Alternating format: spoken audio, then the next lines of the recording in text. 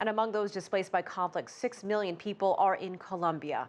They're hoping for a resolution to years of violent conflict between the Colombian government and FARC rebels.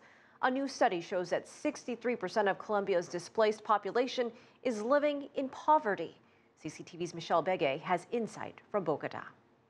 Americo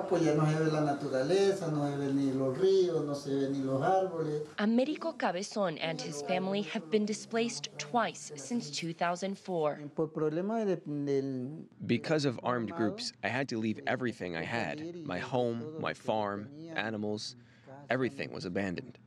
The Cabezon family lives in Ciudad Bolívar, Colombia. According to a 2010 government census report by Acción Social, the highest portion of displaced people in Bogota live here. Paramilitaries, leftist guerrillas, and narco-traffickers threatened Cabezon, a governor of the Waunan indigenous community, off their more than 17 acres of land. With frigid temperatures and $500 per month rent in the city, this is a sharp contrast from their previous living conditions.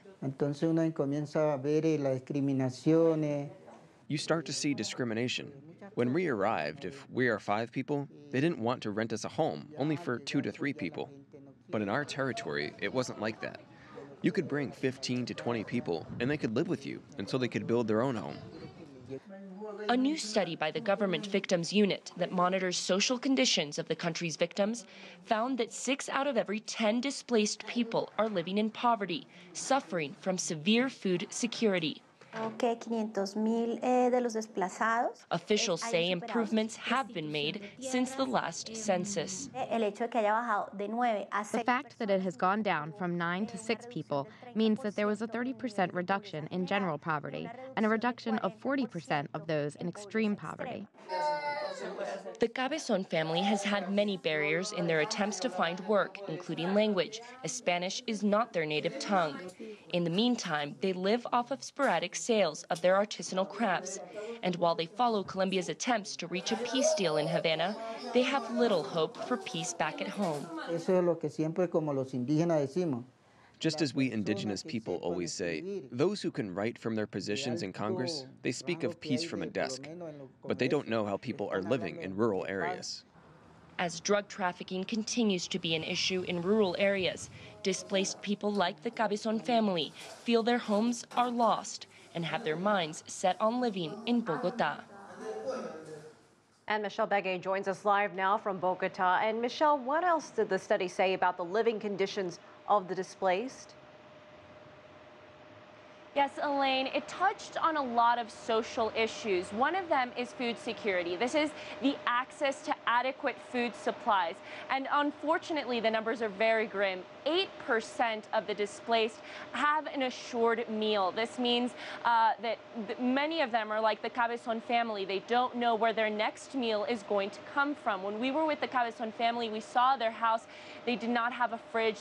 They did not have an adequate stock or any stock of food. They're waiting until they can sell their crafts in order to eat their next meal. And one of the sons of the Cabezon family talked about the problem in that area of this city where there's a lot of poverty. A lot of people decide to join gangs in order to unfortunately get easy money and be able to pay for these meals. And that indigenous community is really trying to teach the younger generations that this easy money in gangs and narco trafficking is not the way to go, even though they don't know where their next meal is going to come from. This report also talked about health care.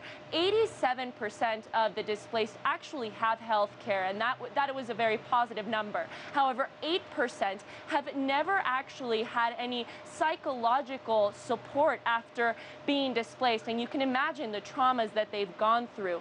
And another interesting number is that 8 out of 10 families actually never go back to their original home. And this has a lot to do with the fact that they've been displaced for decades and they decide not to go back to their original home. They've made up their lives in the city.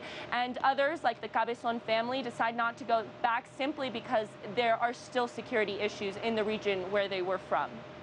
And Michelle, the Colombian government began this last round of formal talks with the FARC back in November 2012. What can victims expect from those peace negotiations, especially where they are right now? Well, Elaine, it's important to just make a side note that there are still a lot of displaced people in Colombia. In fact, Human Rights Watch has been saying that about 150,000 people are displaced yearly in Colombia, and this isn't just because of the FARC guerrilla or leftist armed groups here. In fact, there are still narco-traffickers, there are paramilitary groups, there are criminal groups, and until that issue is solved, there are probably still going to be a lot more displaced.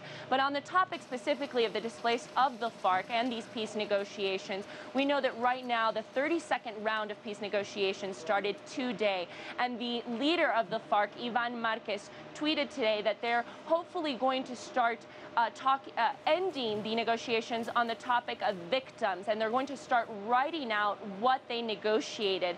And until we see that document, no one really knows what has been negotiated. Hopefully the displaced are in that document. That's what a lot of people are obviously expecting.